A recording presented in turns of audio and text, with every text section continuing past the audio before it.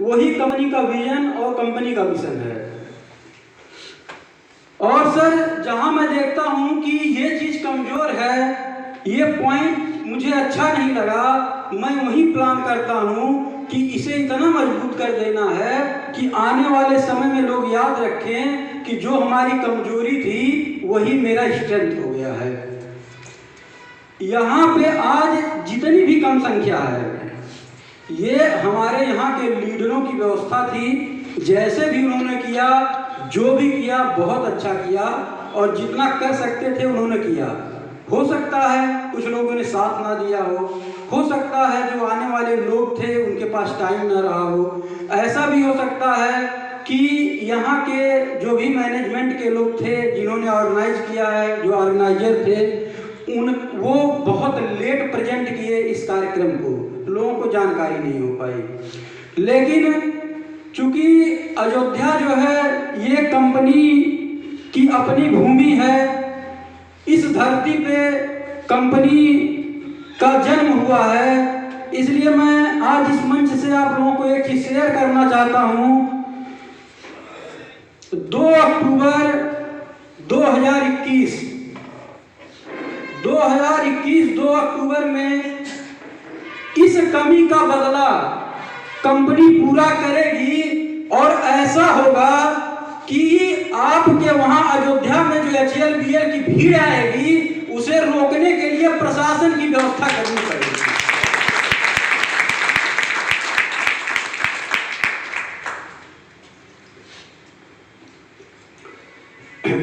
दोस्तों मैं अपनी बात को बहुत इजी वे में आपको बताना चाहता हूं और बहुत कायदे से सुनिएगा और समझने की कोशिश करिएगा।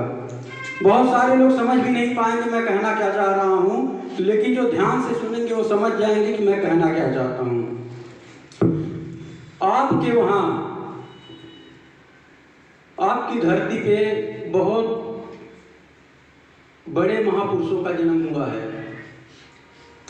इसी कड़ी में आपके बीच में आपकी धरती पे एक महापुरुष थे, आचार्य चाणक्य। आप लोगों ने नाम सुना होगा। और सर किसी के भी जुबान पे ऐसा नहीं आता है, सारे लोग चाणक्य के बारे में अगर चर्चा कहते हैं तो कहते हैं बहुत ही गुणवान थे, बहुत ही मतलब ज्ञानवान थे, जो उन्होंने चाहा राजनीतिज्ञ थे, सब कुछ हासिल कर लिया। दोस्तों क्या आप मुझे बता सकते हैं कि आचार्य चाणक्य ने जो हासिल किया, जो उनका विजन था, जो उनका मिशन था, उसको पूरा करने के लिए उन्होंने जो कदम उठाए थे, क्या सारे कदम सही थे? क्या घनानंद के शासन काल में उनकी महल में 20 कन्याओं को भेजना न्यायोचित था? ये न्यायोचित था? 20 कन्याओं को उसके महल में राजा के भेजना, अपनी गुप्तचर व्यवस्था को लागू करना और पड़ोसी मुल्क के राजाओं के जो छोटे छोटे राज्य थे उनके वहां 20 कन्याओं की मदद से उस राज्य को जीतना क्या उचित था? लेकिन ऐसा चाणक्य ने क्यों किया था? क्योंकि चाणक्य को अपना मिशन क्लियर करना था। उन्हें पता था कि मैं गलत तो कर रहा हूं, लेकिन इसका परिणाम जो आएगा वो ऐतिहासिक होगा और उसका फायदा पूरे जमाने को होने वाला, पूरा मगध को मिलेगा। और उन्होंने घनानंद को खत्म कर दिया। हुआ था ऐसा? दोस्तों चाणक्य को हम इंसान कहते हैं। मैं आपसे बात करता हूं जिन्हें इसमें से मैक्सिमम लोग पूजते होंगे, भगवान श्री कृष्ण। मानते हैं? मानते हैं कि नहीं मानते हैं? क्या आपको लगता है उन्होंने अपने जीवन काल में सारी चीजें सही की थी? दोस्तों उन्हें अपना मिशन पूरा करना था, उन्हें अपना विजन पूरा करना था, वो जिस लिए धरती पे आए थे वो पूरा करना था। इसीलिए उन्होंने निहत्थे कांड के ऊपर कहा अर्जुन से, जब अर्जुन ने कहा कि मुझे बाण नहीं चलाना चाहिए, उन्होंने कहा अर्जुन देखो मत, ये धर्म युद्ध है, हमें इस धर्म युद्ध को जीतना है, कर्ण का वध कर दो।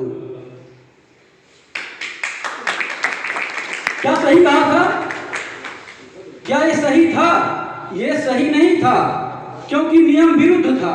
लेकिन ऐसा क्यों किया? क्योंकि उन्हें अपना मिशन पूरा करना था। जो सोचकर उन्होंने आए थे, जो उनका मकसद था, उस मकसद को उन्हें पूरा करना था। सर बर्बरीक ने युद्ध में भाग भी नहीं लिया था। सर अभी वो तैयारी कर रहा था दोस्तों कि मैं कौरव की सेना की तरफ से युद्ध करूंगा। आप लोगों ने रामायण अगर पढ़ा होगा और देखा होगा तो आपको पता होगा क्या बर्बरीक ने युद्ध किया था? सिर्फ वो तैयारी कर रहा था कि मैं दुर्योधन की सेना, कौरव की सेना के साथ युद्ध करूंगा, पांडव के खिलाफ लड़ूंगा। यही इतना उसकी गलती थी। उसने कोई गुनाह नहीं किया था, लेकिन आप जिसे भगवान मानते हैं, वही भगवान कृष्ण ने उस बर्बरीक का गला 2 मिनट में काट दिया। क्यों काट दिया? क्योंकि अगर वो युद्ध करता तो यह धर्म को जो जिताने के लिए आए थे, वो धर्म परास्त हो जाता, अधर्म विजयी हो जाता। तो क्या किसी ने गलत किया था? उन्होंने अपना मिशन पूरा किया था ना। इसी कड़ी में मैं आपसे कहना चाहता हूं दोस्तों कि ये जो कंपनी है और जो हमारा मिशन है और जो हमारा विजन है, वो ये है कि 3 साल के अंदर हिंदुस्तान की सबसे बड़ी कंपनी बनना है। और सबसे बड़ी कंपनी बनने के लिए मैं वो सब कुछ करूंगा जिससे कंपनी का स्ट्रेंथ हो, जिससे कंपनी मजबूत हो और आपके पे आउट में कोई दिक्कत भविष्य में आने ना पाए। आप लोग सिर्फ और सिर्फ मेरे साथ 1 साल, दिन के 12 महीने आप मेरे साथ चल के देख लेना। यहां बैठा हुआ कोई भी बंदा ये बोल नहीं सकता है कि हमारा पे आउट कम हो गया है। अगर हर महीने, हर 2 महीने पे आपका इनकम डबल नहीं होगा तो आप कहिएगा कि सीएमडी सर अपने मन से झूठ बोल रहे थे। मैंने जो भी निर्णय लिया है, मैंने जो भी फैसला किया है, मैंने अपने मिशन को और अपने विजन को पूरा करने के लिए किया है। मेरा मकसद है सर, हिंदुस्तान में कार्य करने वाले उन लोगों के बारे में मुझे सोचना है जो आज भी बेरोजगार हैं, और मैं उनकी बेरोजगारी दूर करना है मुझे। ये मेरा मिशन है और इसको मैं पूरा करूंगा। जो मेरे साथ रहेंगे, जो इस मिशन के साथ रहेंगे, उनकी सारी ख्वाहिशें पूरी होंगी, ये श्योर है।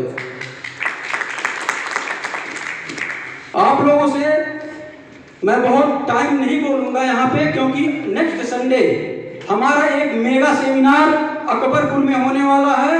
आप सारे लोगों को इनवाइट कर रहा हूँ। अकबरपुर में मैं मंच से 2 घंटे आप लोगों के साथ बात करूंगा। कंपनी के सारे नए विजन के बारे में क्लियर करूंगा, सारे प्लान को आपको बताऊंगा और आप लोगों को सारी चीजों को मैं वहां क्लियर स्पष्ट रूप से बता दूंगा कि कंपनी क्या करने जा रही है, आप लोगों के साथ भविष्य में कैसे एक अच्छा कदम उठाने जा रही है, क्या प्लान किया है कंपनी ने। टोटल मैं आपको अकबरपुर के सेमिनार में शेयर करूंगा। आप लोग वहां जरूर आइएगा। बस इतना निवेदन है आपसे कि बने रहिएगा, लगे रहिएगा। सर मैंने जब काम शुरू किया था ना, तो मैं अकेला था। मेरे साथ जब कोई कंपनी शुरू होती है ना, तो उसके साथ भी लोग होते हैं, 10-20 लोग होते हैं और मैनेजमेंट होती है। इस कंपनी में आज भी मैं आपको बताऊं, अभी तो मैंने कोर कमेटी का गठन किया है, लेकिन अभी तक कोई मैनेजमेंट नहीं था। अकेले मैं इस कंपनी को हैंडल कर रहा था। और जब मैंने शुरुआत की थी तो उस समय भी मेरे साथ कोई भी नहीं था, मैं सिंगल पर्सन था। और कंपनी के रजिस्ट्रेशन के बाद जब शुरू किया गया काम, तो मैं अकेले ही निकला था। और आज हमारे साथ 14,000 की फौज हो गई है, तो मैं अकेले इस तरह किया था।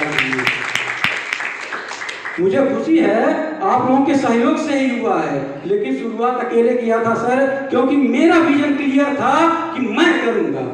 और जब मैं करूंगा तो मेरे साथ करने वाले बहुत सारे लोग मिलेंगे जो करेंगे। तो आप लोग हिम्मत मत हारिएगा, अपने कार्य को आगे बढ़ाते रहिए।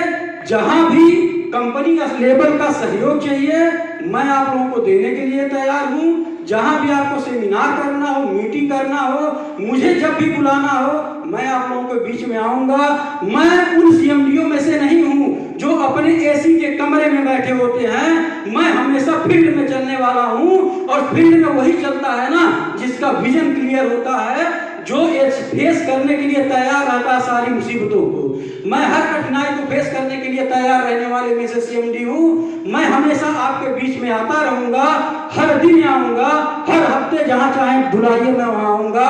मैं भागने वाले में से नहीं हूँ। ठीक है, आप लोग अच्छे विजन के साथ अपनी तैयारी करिए, और कंपनी आपको लेबल दे रही है। मैं आपको बता दूं 1100 लेबल जो लग रहा है पहाड़ जैसा, सर 10 दिन अगर मार्केट में निकल दिया ना तो 2 दिन में 1100 लेबल क्लियर हो जाएगा, और अगले हफ्ते निकलने जा रहा हूं।